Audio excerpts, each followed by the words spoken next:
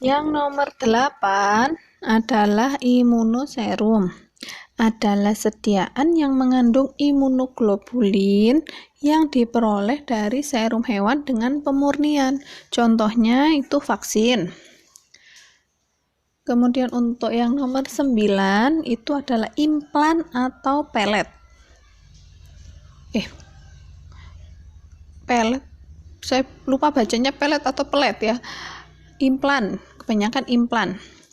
Itu adalah sediaan dengan massa padat steril, berukuran kecil, berisi obat dengan kemurnian tinggi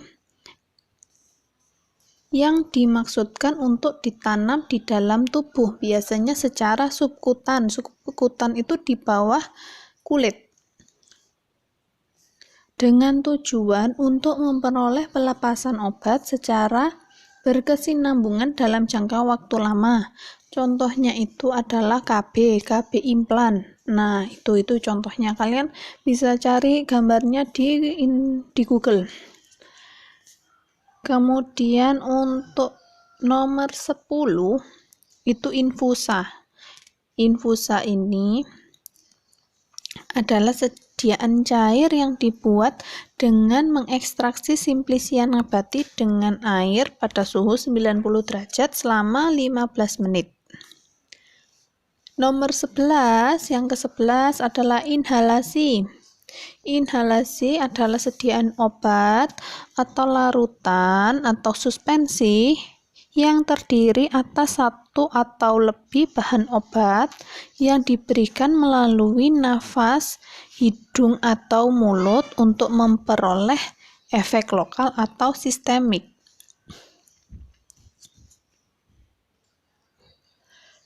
Itu contohnya Vicks inhaler.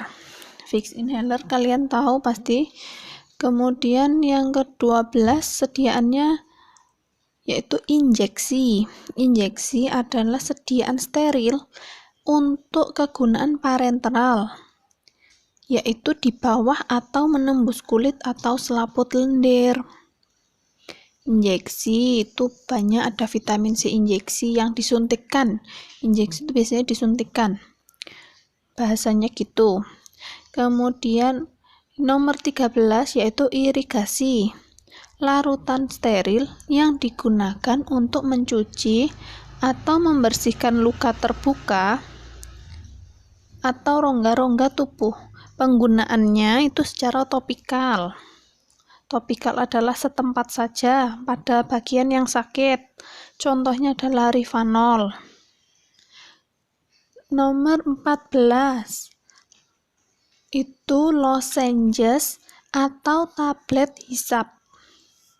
Adalah sediaan padat yang mengandung satu atau lebih bahan obat, umumnya dengan bahan dasar beraroma dan manis yang dapat membuat tablet larut atau hancur perlahan di dalam mulut.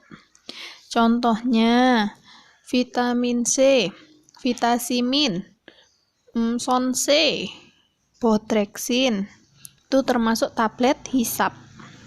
F-Gastroses itu juga. Degirol.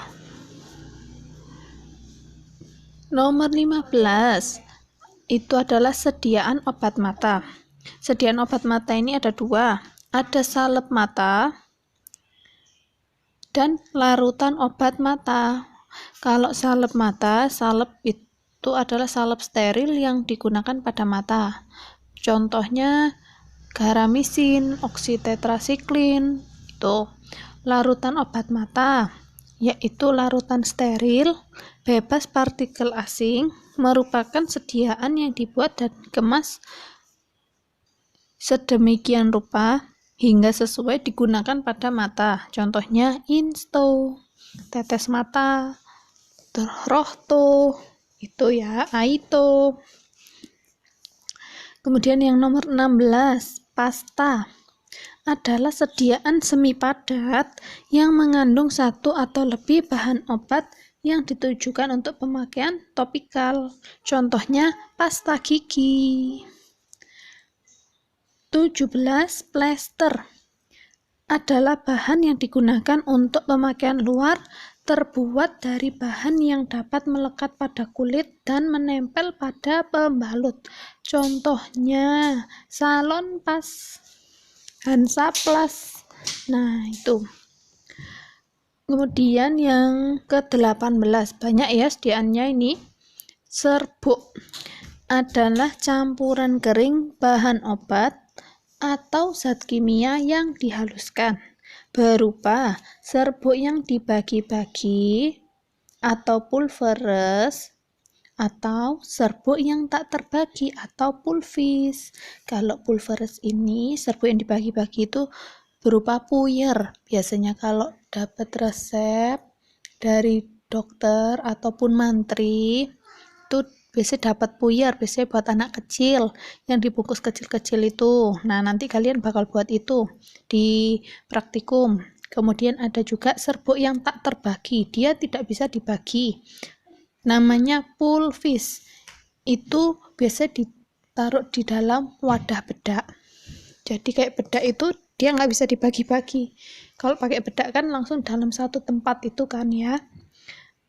Kemudian yang nomor 19, solusio atau larutan adalah sediaan cair yang mengandung satu atau lebih zat kimia yang terlarut.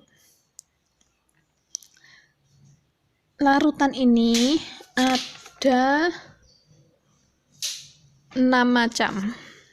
Ada 6 macam larutan ini.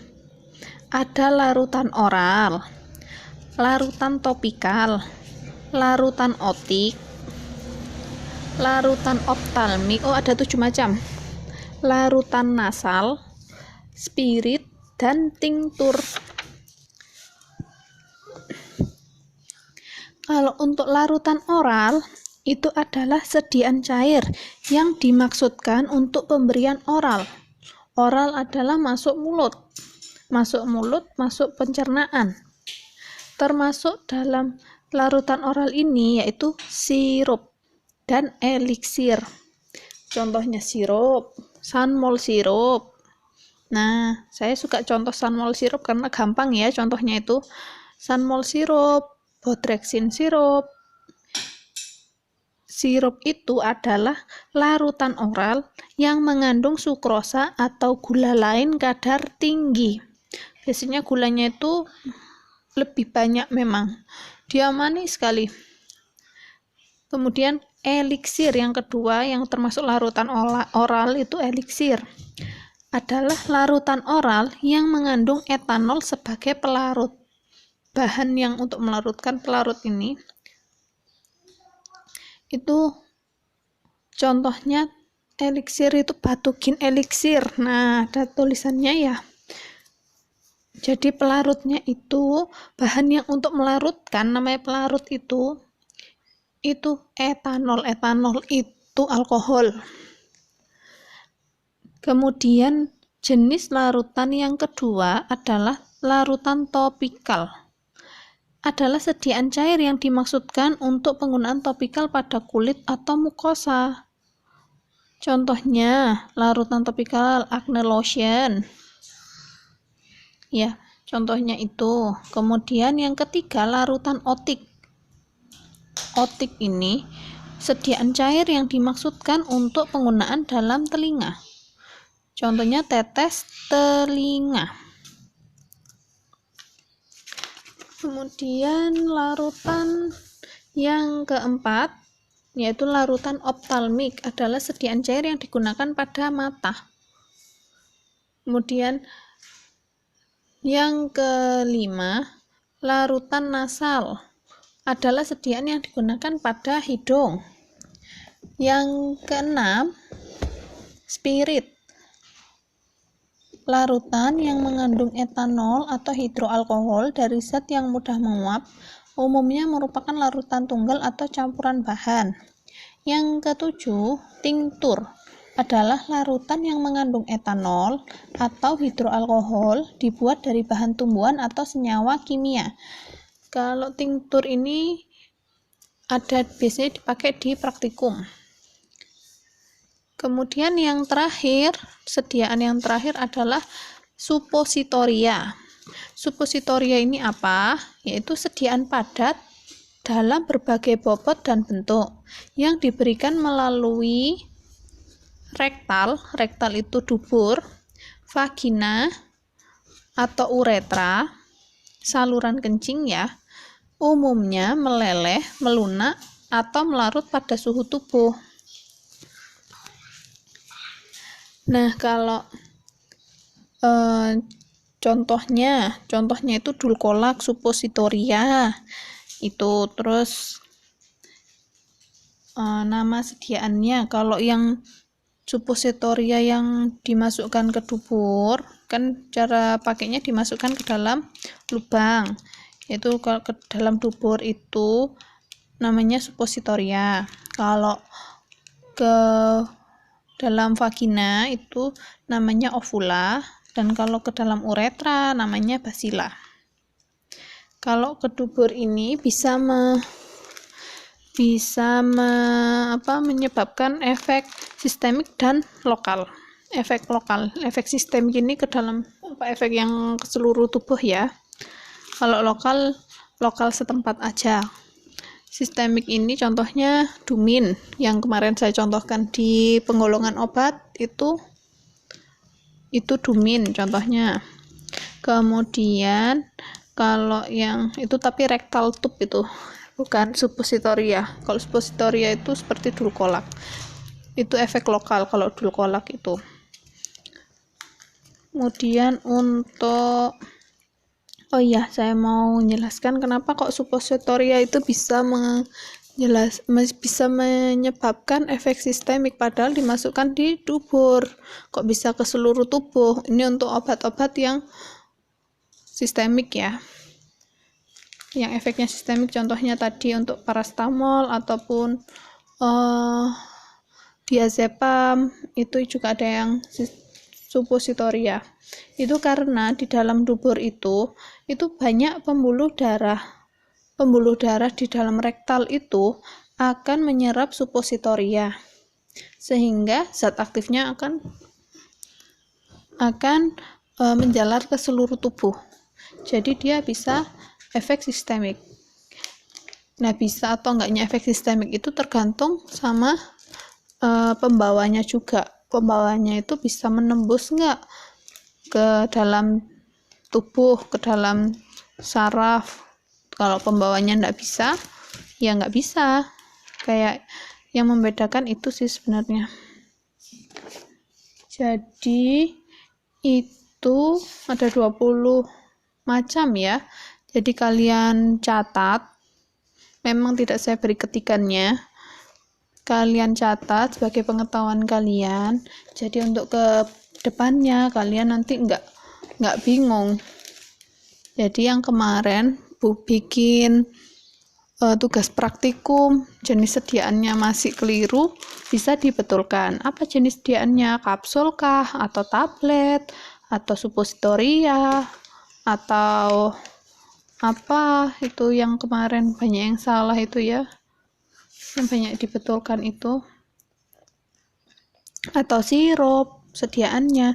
Jadi kalian bisa tahu jenis sediaannya. Memang kalau yang di materi yang saya berikan memang nggak ada sampai akhir 2 semester ini nggak ada. 1 semester ini saya lihat nggak ada materi jenis sediaan, tentang jenis-jenis sediaannya. Mungkin ada di farmakologi farmakologi kelas 11. Jadi sekian penjelasan tentang sediaan. Saya harap kalian bisa sabar mendengarkan, walaupun ini rekamannya lama sekali ya. Rekamannya ini lama sekali, jadi kalian sabar, sambil tidur-tiduran juga nggak apa-apa. Mendengarkan, nanti kalau sudah mau nulis ya ditulis, nggak memaksa saya. Cuma ini buat informasi, kedepannya kalian jadi sudah nggak awam lagi gitu loh. Saya harap kalian sudah mengerti tentang bahasa-bahasa farmasi. Sediaan yang dimaksud Bu Atika itu ini gitu, tablet apa pulveras gitu. Karena ini yang saya jelaskan ini mendukung untuk praktikum resep berikutnya. Ya, saya harap ini bisa bermanfaat. Sekian dari saya. Wassalamualaikum warahmatullahi wabarakatuh.